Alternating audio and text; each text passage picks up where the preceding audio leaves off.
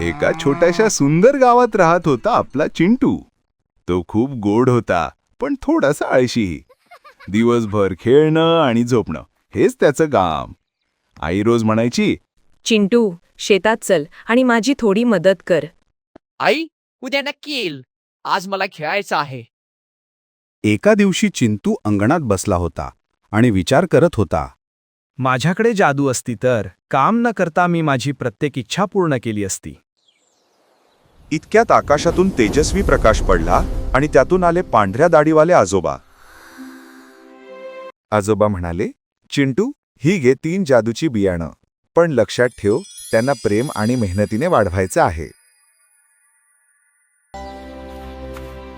दुसऱ्या दिवशी चिंटूने ती बियाणं शेतात पेरली, पण पाणी घालायचं विसरला.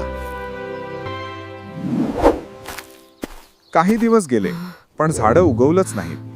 तो निराश झाला आणि म्हणाला, ही जादूची बियाणं काही कामाची नाहीत. रात्री चिंटूला आजोबांचे शब्द आठवले, मेहनत आणि प्रेम. दुसऱ्या दिवशी तो उठला, शेतात गेला, पाणी घातलं, गवत काढलं, झाडांकडे हसून पाहिलं, आणि काय आश्चर्य, काही दिवसात छोटे रोपटे उगवले.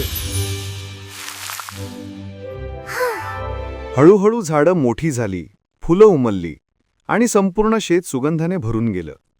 त्यावेळी पुन्हा जादूचे आजोबा आले आणि म्हणाले, बघ चिंटू, हीच खरी जादू आहे, मेहनतीची जादू.